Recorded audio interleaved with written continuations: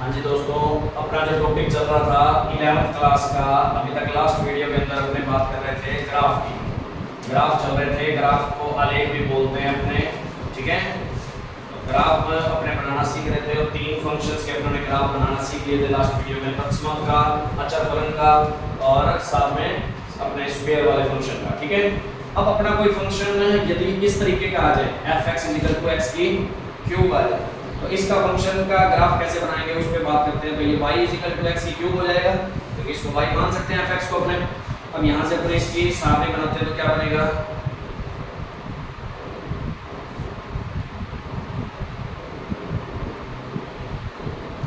x y, x की value 0 रखी, y की भी कितनी आएगी 0, x की वैल्यू 1 रखी, y की 1, x की वैल्यू -1 रखी तो y की भी -1, क्योंकि -1 का क्यूब -1 ही होता है, ठीक है। 2 रखी तो 8, -2 रखी तो -8, 3 रखी तो 27, आगे -3 रखते हो तो -27। इस तरीके से अपने बना सकते हैं इसमें। तो इसका ग्राफ बनाते हैं।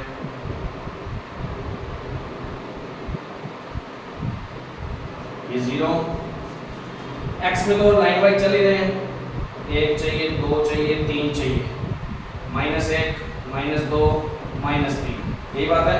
थोड़ा सा खुला खुला बना लेते हैं, ज़्यादा है तो आराम से बन जाएगा 2 और 3, ठीक है, इस तरीके से।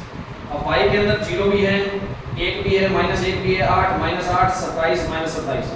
तो y के अंदर का गैप क्या क्या लें, 27 तक गाड़ी पहुंच जाएगी। 5-5 का गैप लें, 5-5 में 1 ढूंढना मुश्किल हो सकता है अपना, ठीक है। यदि 5-5 का भी लेते हैं तो भी कोई बात नहीं है, अपने 5-5 का ले लेते हैं, 5 क्योंकि बीच में नहीं है, ढूंढ लेंगे अपने हिसाब से। 10, 15, 20, अगला 25 और 27, इस तरीके से आएगा।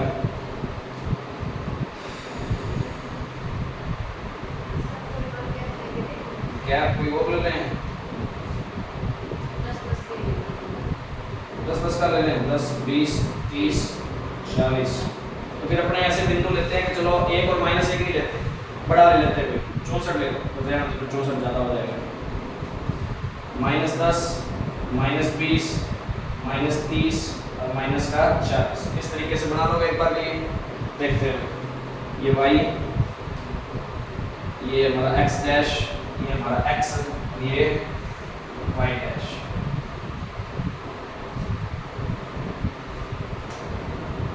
हाँ, 0 पे 0 ये आ जाएगा बिंदु, जैसे 1 पे 1, अब 1 यहाँ कहीं ना होगा, छोटा छोटा सा ही होगा, तो इसी के बराबर में 1 मान लेते हैं, क्योंकि 10 गैप के बीच में ऐसी लाइन नहीं होगी। फिर -1 पे 1, -1, -1 पे -1 कहीं यहीं होगा, -10 के बीच में कहीं यहीं होगा, और इसका फिर बिंदु कहाँ आएगा, -1 पे -1 यहीं कहीं ये बिंदु आ जाएगा, फिर उसके बाद 2 पर 8, 2 पर 8 भी कहीं यहीं बीच में होगा, यहाँ 8 के बिल्कुल इक्वल में मान लेता हूँ मैं यहाँ, ठीक है। और यहाँ -8, -2 पे, तो इसके इक्वल में यहाँ -8 मान लेते हैं, प्रॉब्लम तो नहीं, इस तरीके से। फिर 3 पे 27, 3 पे 27, 27 का मतलब सीधा यहाँ के नजदीक आ गई कोई बात, ये 3 पे 27 हो गई, यहाँ -27, -3 पे, ठीक है, अंदाजा लग गया। उस अंदाजे के अकॉर्डिंग ये जो ग्राफ बनेगा वो इस तरीके से बनेगा, ऐसे ये ऊपर की ओर जाता रहेगा, ऐसे कर करके, ठीक है, और ये यूं ऐसे करके नीचे आता रहेगा, ऐसे ही ये बनेगा, इधर को ऊपर हो जाता रहेगा, बढ़ता रहेगा, ये आगे बढ़ता रहेगा, घूमेगा नहीं, ऐसे ही बढ़ता जाएगा आगे को, और ये आगे को इस तरीके से ही आगे बढ़ता जाएगा। प्रॉब्लम तो नहीं, समझ आ गई कैसे बनेगा, बस इस तरीके से अंदाजा लगा सकते हैं। नोट करो इसको भी, ऐसे बनाना आना चाहिए। ग्राफ कोई भी हो, किसी भी अपने समीकरण का बना सकते हैं, 4 घात, 5 घात, 10 घात, 20 घात, जितनी मर्जी घात का बनाया जा सकता है। नोट करो इसको।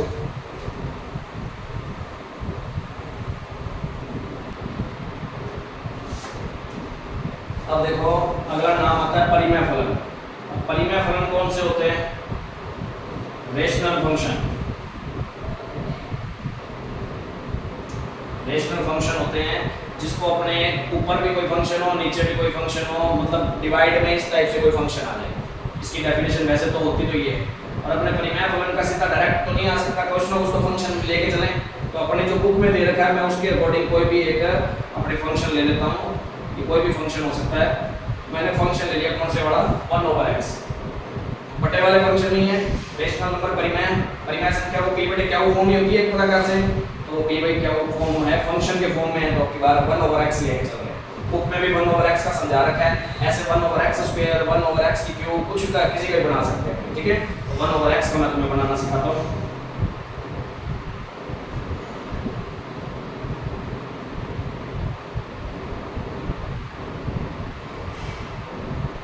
जीरो रखते हैं, कभी जीरो रखा जा सकता है क्या?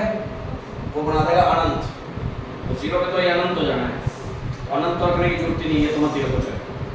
एक पर 1/1 भी एक ही होगा, दो रखेंगे तो 1/2, क्योंकि ये y = 1/x हो जाएगा, बात तो एक ही है। 3 पर 1/3, 4 पर 1/4, -1 पर -1, -2 पर -1/2, इस तरीके से कर सकते हो। 4 की जगह अपने -3 ही कर लेते हैं ताकि हिसाब सेट बैठ जाए ढंग से। तो प्रॉब्लम तो नहीं, बस इसमें ग्राफ बनाना है अपने को। ग्राफ कैसे बनेगा?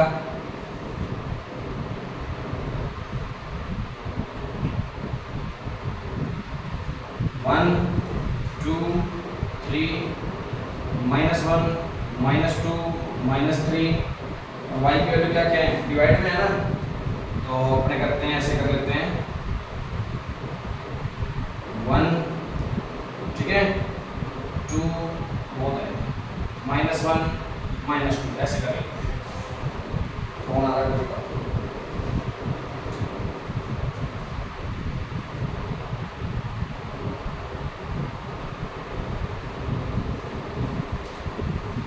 देखो भाई, अब इसके अंदर ग्राफ कैसे बनाएंगे? 1 पे 1, 1 पे 1 का मतलब यहाँ आ गया पॉइंट, ठीक है।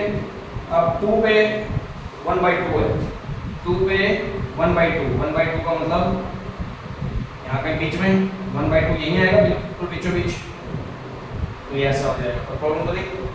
फिर 1/3, 3 पे, और नीचे आ गया 1/3, 1/3 छोटा ही होता है 1/2 से, ये ध्यान रखना। ऐसे ही 0 पे कितना आ गया था? इनफाइनाइट, तो इनफाइनाइट 0 पे आके कहीं ना कहीं तो टच होगा, ये लाइन जब तो आगे जाएगी इनफाइनाइट में, तो ये ग्राफ जो ऐसे बनेगा मोस्टली, ऐसे जाता जाता जाता जाता जाता जाता इस तरीके से आएगा। समझ आ गई? यहाँ पे भी कोई वैल्यू आएंगी, यदि अपने 1/2 रख लेते हैं यहाँ पे बीच में, जैसे इसके अंदर मैं एक और शो कर दूँ, 1/2 रखूँगा तो आंसर कितना आएगा? 2। तो मैंने यहाँ पे यदि x की वैल्यू 1/2 रखी तो वैल्यू कितनी आ गई? 2। ये भी पॉइंट बन सकता है, ऐसे ही जाएगा ग्राफ इन शॉर्ट में, ठीक है। अब यदि माइनस की रखते हैं तो माइनस का 1 रखा तो माइनस का 1 आ गया, ठीक है। फिर माइनस का 2 रखा तो माइनस का हाफ आ गया, माइनस का हाफ यही बीच में होगा, तो इस तरीके से कोई बिंदु आ जाएगा माइनस का हाफ। माइनस के 3 में माइनस का 3 इससे भी छोटा होगा कहीं, तो ये इस तरीके से ऐसे जाएगा, ठीक है। ये ऐसे भी छोटा होता जाएगा हर बार, ऐसे करके छोटा इधर होता जाएगा, ये हर बार छोटा ही आता जाएगा मान, ठीक है। और यहाँ ये वैल्यू भी धीरे धीरे क्या होती जाएगी, ऐसे इन्फिनिटी की ओर जाती जाएगी। समझ आ गई बात? ये इस तरीके से, और ये इस तरीके से नीचे की ओर ही जाएगी, झुकते हुए ओर जाएगी, कहने का इधर से भी झुकती जाएंगी, इधर से भी झुकती जाएंगी, इधर ऐसे भी झुकती जाएंगी, और इधर भी झुकती जाएंगी, वैल्यू कम होती जाएगी। तो इस ग्राफ को क्या बोलते हैं? अब ऐसे डबल लाइनिंग ना हो तुम्हारी, तुम सोच समझ के ग्राफ में जब बनाओगे तब अपने आप थोड़ा सा धीरे हाथ को सेट करना, ठीक है ना। इसको नोट करना चाहो तो कर सकते हो। ये एक प्रकार का परिमेय फलन का एग्जाम्पल है।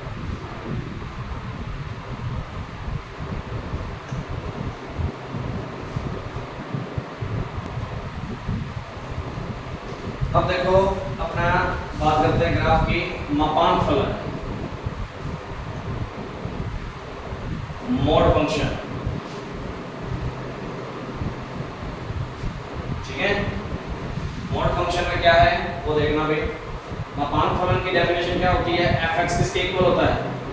मापांक x, और y = मापांक x हो गया। तो इसकी अपने हिसाब नहीं बनाते तो क्या बनेगा? मापांक की डेफिनेशन क्या होती है कि इसके अंदर जो भी आ गया, चाहे प्लस का हो चाहे माइनस का हो, आंसर बन के प्लस का ही निकलेगा हमेशा। ठीक है, तो 1 रखते हैं तो 0 रखेंगे तो भी 1 रखेंगे तो 1, -1 रखेंगे तो 1, 2 रखेंगे तो 2, -2 रखेंगे तो भी 2, 3 रखेंगे तो -3 रखेंगे तो भी 3, और -3 और प्लस का 3 रखते हैं तो भी 3। तो प्रॉब्लम तो नहीं, बस ग्राफ बना दो।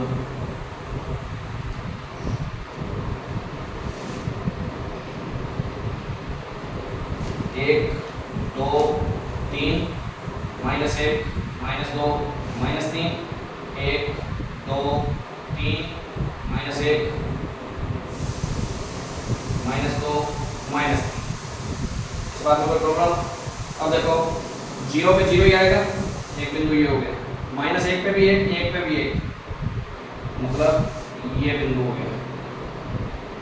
ठीक है, 1 पर भी 1 और -1 पर भी 1 के बराबर, 2 पर 2, -2 पर 2, ठीक है, 3 पर 3, -3 पर भी 3। तो ये जो फंक्शन आता है वो इस तरीके का आएगा, ये बिल्कुल वी शेप में आएगा, बिल्कुल सीधी एक लाइन नहीं आएगी। वी दोनों की घात कितनी है? एक एक ही ना, तो रैखिक समीकरण मतलब एक ग्राफ सीधी एक रेखा में ही आएंगे। बना लो इसको, ये हमारा x डैश, ये x, ये y, ये y डैश, आराम से बना लो।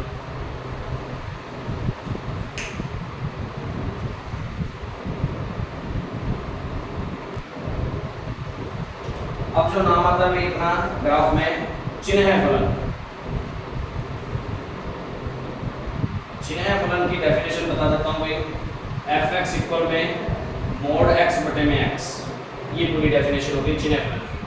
अब इसको थोड़ा सा सॉल्व करते हैं तो मैं तुम्हें बता दूं, मापांक का मतलब क्या होता है? एक बार प्लस में एक बार माइनस में। और यदि इस तरीके से दिमाग में नहीं रखना चाहते हैं, यदि एक बार प्लस रखते हैं, प्लस रख दिया तो प्लस आ गया, माइनस रख दिया तो माइनस आ गया, और यदि प्लस का मतलब होता है 0 से बड़ा और 0 से छोटा, तो 0 भी तो आ सकता है कभी, तो x = 0 रख देंगे तो उस टाइम पे सारा 0 आ जाएगा, तो पूरा आंसर कितना हो जाएगा? 0/x। बात समझ आई? इसको दिमाग में रखना है कि मापांक को कभी भी खोलते हैं ना तो 3 तरीकों से खुलता है मापांक। एक तो मापांक के अंदर अपने को क्या पता है प्लस की राशि है या माइनस की राशि है, नहीं पता ना अपने को, तो एक बार तो उसको प्लस में ले लिया जाता है, ये प्लस का सिंबल ले लिया, नीचे वाला x वैसे का वैसे ही। अब प्लस कोई संख्या कब होती है? जब वो x से x, ये प्लस की कब होगी? जब x क्या होगा? 0 से बड़ा होगा। 0 से कोई चीज बड़ी होती है तभी वो प्लस की होती है, तो x जब 0 से बड़ा होगा तब वो मापांक वाला किस में खुल जाएगा? प्लस में खुलेगा। ठीक है, यदि x की वैल्यू माइनस में थी तो इसको जब खोलते तो आंसर किसका बनता? माइनस का बनता, तो -x लिख लिया। अब x से बड़ा, 0 से बड़ा, 0 से छोटा, तो क्या 0 नहीं हो सकता? कभी 0 भी हो सकता है। तो यदि x का मान 0 होगा तो x की जगह सीधा डायरेक्ट 0 रख के आंसर 0, इसकी जगह पे आंसर -1 और इसकी जगह पे आंसर 1 कट जाएगा ना। तो इसको फलन को कौन सा फलन बोलते हैं? चिन्ह फलन बोलते हैं। अब सुनना, इसका ग्राफ कैसे बनता है। ग्राफ बनाने का एक सारणी बना के दिखाता हूँ।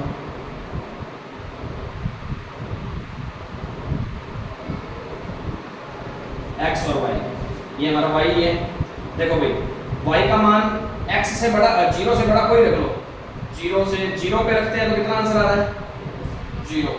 0 से बड़े में 1 रख लूं तो भी आंसर कितना आएगा? 1। 2 रख लूं तो भी आंसर कितना आएगा? 1 ही आएगा। हर बार फंक्शन की वैल्यू 1 ही है। और ऐसे में 0 से छोटे में -1 रख लूं तो आंसर कितना? -1। माइनस का 2 रख लूं तो भी आंसर -1। 3 रख लूं तो आंसर कितना आएगा? बताओ 1 आएगा, क्योंकि 0 से बड़ा है। समझ आ रही बात? ऐसे -3 रख लूं तो -3 रखूंगा तो -1, क्योंकि वो 0 से छोटा है। तो प्रॉब्लम तो नहीं। इस तरीके से इसका ग्राफ बनाया जाएगा।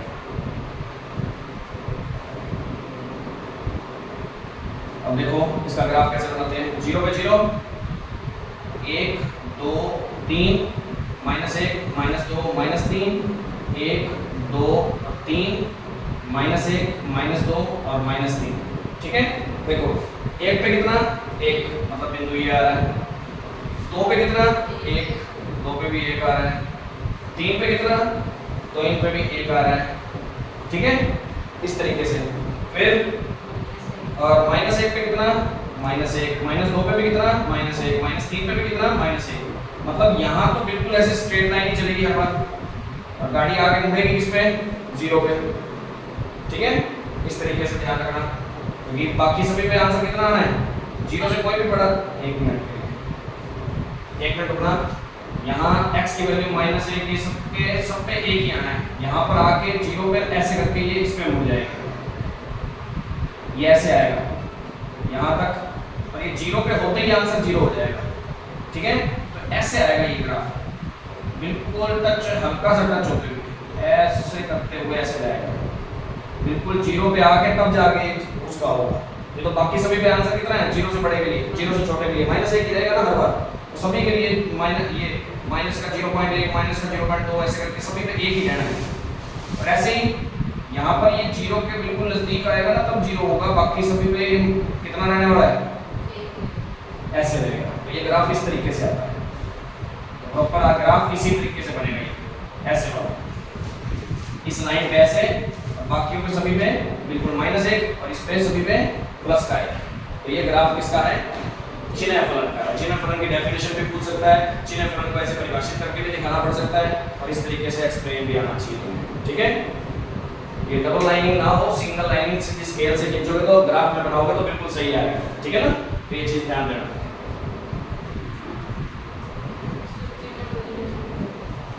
साइन, जिन्हें को इंग्लिश में साइन बोलते हैं भाई, जिन्हें को इंग्लिश में साइन बोलते हैं, पर फिर भी एक बार के लिए इसमें लिखा जो हुआ है वो ऐसे लिखा हुआ है, सिग्मन फंक्शन बोलते हैं इसको, साइन भी बोल सकते हैं, और फंक्शन साइन आ गया, नॉर्मल सी बात है, अपने बोलते हैं ना ये साइन किसका है, ये सिंबल किसका है, किस टाइप से।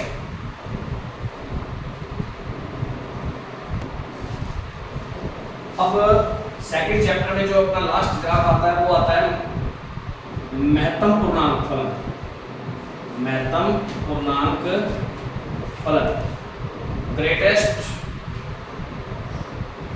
इंटीजर फंक्शन बोलते हैं इसको, ठीक है, ग्रेटेस्ट इंटीजर फंक्शन, महत्तम पूर्णांक फलन। अब ये नाम आ चुका है, अभी तक अपनों ने पढ़ा है कि नहीं पढ़ा वो बात एक अलग है। महत्तम पूर्णांक को ऐसे बड़े ब्रैकेट के अंदर लिखा जाता है, ठीक है। अब ये बड़ा ब्रैकेट कब होगा और महत्तम पूर्णांक कब होगा, ये अपने को अपने क्वेश्चन से पता लगा करेगा। उसने एक क्वेश्चन में स्पेशल लिख के दिया है कि ये महत्तम पूर्णांक फलन है, तो वो महत्तम पूर्णांक फलन ही होता है, ठीक है। अब महत्तम पूर्णांक फलन का मतलब क्या होता है, इसकी डेफिनेशन बताता हूँ मैं। y इक्वल में महत्तम पूर्णांक कैसे बना दिया अपनों ने। अब सुनना, इसका जो मतलब होता है ना वो ये है कि मैं, चलो मैं बताता हूँ, इसमें सारणी से मान भी बता दूंगा साथ साथ में। देखो, यदि मैं x की वैल्यू 1 रखता हूँ, 0 रखता हूँ तो भी 0, 0.1 रखता हूँ, 0.2 रखता हूँ, 0.3 रखता हूँ, 0.4 रखता हूँ, इन सभी में ही 0.5 रखता हूँ, सभी में महत्तम पूर्णांक कौन है, बड़े से बड़ा पूर्णांक कौन है, पूर्णांक तो प्रॉपर 0 ही है ना। तो चाहे 0.1 रख लो तो भी 0, 0.2 रख लो तो भी 0, 0.3 रख लो तो भी 0, ठीक है। ऐसे ही मैं रखूंगा, यदि एक पे कितना आना है, सिंपल सा, एक पे तो एक ही आना है, 1.1 रख लो, 1.2 रख लो, 1.3 रख लो, 1.4 रख लो, सभी में आंसर कितना, एक ही आएगा, क्योंकि महत्तम पूर्णांक कौन है, एक ही है पूर्णांक प्रॉपर, ठीक है। 1.2 पे भी एक आ जाएगा, बात समझ आ रही है, इस तरीके से। और ऐसे ही अपने बात कर ले और भी, माइनस में रख ले तो माइनस का 1 रखते हैं तो भी माइनस का 1 आएगा, माइनस का 1.1 रखेंगे तो भी आंसर, माइनस 1.2 रखते हैं तो भी माइनस 1.3, 2.1 रखूं तो माइनस 2 हो जाएगा, प्लस का 2.1 रखूं तो 2 आ जाएगा, माइनस का 2.2 रखूं तो माइनस का 2 आ जाएगा, प्लस का 2.2 रखूं तो 2 आ जाएगा। समझ आ रही है, ये अपने महत्तम पूर्णांक की डेफिनेशन होती है, समझ आ गई। पूरा चाहे कोई भी वैल्यू रख लो, प्रॉपर पे तो प्रॉपर आना ही है, ठीक है। पॉइंटों वाली भी कोई रखते हो तो उसमें जो भी महत्तम पूर्णांक होगा, महत्तम मतलब बड़े से बड़ा जो पूर्णांक उसके अंदर दिख रहा होगा वही पूर्णांक लेना है, ठीक है। अब ये चीज का ग्राफ कैसे बनाओगे, 0, ये y डैश है, ये x डैश है। अब देखो 0 पे 0, 1 और 2 इस तरीके से लिख रहा हूँ। ये 0.1, 0.2, 0.3 इस तरीके से कोई भी बीच में आ सकते हैं, है कि नहीं? इसके ऐसे करके आ सकते हैं बीच में 0.1, 0.2, 0.3 ऐसे करके कोई भी है, ठीक है ना? और सभी की वैल्यू कितनी आएगी? 0 ही आएगी। तो मतलब इन सभी में तो वैल्यू कितनी रहनी है? बाकी 1.1, 1.2 इस तरीके से बीच में 2.1, 2.2। अब इसमें मैं ले लूँ तो -1, -2, माइनस का 2.1, माइनस का 2.2, माइनस का 1.1, माइनस का 1.2 इस तरीके से कोई भी वैल्यू ले सकते हैं। ये माइनस का 0.1, माइनस का 0.2, माइनस के, ठीक है? आंसर क्या क्या आएंगे? 1, 2, 3, -1, -2, -3। अब देखो कैसे बनता है इसका ग्राफ। मैंने 0 रखा तो भी आंसर 0, 0.01 रखा तो भी आंसर कितना? 0, 0.2 रखा तो भी आंसर 0। मतलब 0 का तब तक 0 चलता रहेगा जब तक 1 ना आ जाए। बात समझ आई? 1 आते ही आंसर कितना बन जाएगा? 1 बन जाएगा। आ जाएगा कि नहीं आ जाएगा? 1 पर आंसर कितना है? 1 ही तो है। 1.1 पर भी कितना है? 1, 1.2 पे भी कितना है? 1। और ये 1 कब तक गाड़ी चलेगी? जब तक 2 ना आ जाए। अब 2 आते ही आंसर कितना हो जाएगा? 2 हो जाएगा। 2 पर फिर ये कब तक गाड़ी चलेगी? 3 ना आ जाए। फिर 3 के बाद 4 ना आ जाए। इस तरीके से गाड़ी चलेगी। और यहाँ पे भी पहले 0 पे, -0 पे क्या होता है? -0.1 पे क्या होगा? 0 है। -0.1, 0 ये आ गया। फिर -1.1 पे माइनस का 1, -1 पे भी 1। और कब तक चलेगी गाड़ी? जब तक माइनस का 2 ना आ जाए। फिर -2 पे कितना आ जाएगा? -2। फिर उसके बाद जब तक 3 ना आ जाए। फिर 3 के बाद इस तरीके से ये ग्राफ चलता जाएगा। ये ग्राफ है इसका, समझ आ गई? इस तरीके से ग्राफ बना सकते हो, तुम बना लो। और ये अपने जो भी फंक्शन हैं ये ग्राफ वाले कंप्लीट होते हैं जो दूसरे चैप्टर में खास करके दे रखे हैं एग्जाम्पलों में। तो इससे रिलेटेड कोई भी पेपर में क्वेश्चन पूछा जा सकता है, इसको ध्यान रखना। और बाकी और भी हैं sin x cos x, इनके भी फंक्शन के ग्राफ आने चाहिए। वैसे तो तुम्हें वो भी बताएंगे, वो जब तीसरा चैप्टर एक बार फिर से रिवाइज करेंगे तो और बताएंगे उसके अंदर, ठीक है? और मोस्टली एक बार इतना इस चीज़ों के ग्राफ तो जरूर पता होना चाहिए। हाफ ईयरली में बिल्कुल आने के चांस है, इसमें ध्यान रखना। वार्षिक में भी आ सकते हैं, वो कोई बड़ी बात नहीं है। और नॉर्मली हाफ ईयरली में जरूर 4 नंबर का एक सवाल देते हैं। वो कितना ही मर्जी लिख लो, तुम्हें बात समझ आने से है, चाहे इतनी बड़ी ना बनाओ चाहे, कोई फर्क नहीं पड़ता। यदि तुम्हें बात समझ आ गई तो तुम सीधा डायरेक्ट भी बना सकते हो, कोई फर्क नहीं है। समझ आ गई? तो तुम्हें इतनी बड़ी सारणी बनाने का कोई मतलब ही नहीं है। सारणी ना भी बनाओ तो भी ग्राफ तुम्हें बनाना आना चाहिए, बस तुम्हारा ग्राफ बिल्कुल सही होना चाहिए। उसे अब सारणी से कोई मतलब नहीं है। सारणी तो एक हेल्प के तौर पे बनाई जाती है कि तुम्हें आराम से समझ आ जाएगी उस बात को। अब तुम्हें सीधा डायरेक्ट बनाना था तो डायरेक्ट बना सकते हो पेपर में, कोई फर्क नहीं पड़ेगा उसमें, ठीक है? तो वीडियो अच्छी लगी हो तो लाइक और शेयर जरूर करें, ज़्यादा से ज़्यादा चैनल को सब्सक्राइब करवाएं। और कोई भी प्रॉब्लम लगती है तो आप कमेंट बॉक्स में बता सकते हैं। बाकी वीडियो आप देखने के लिए बहुत बहुत धन्यवाद। Thank you.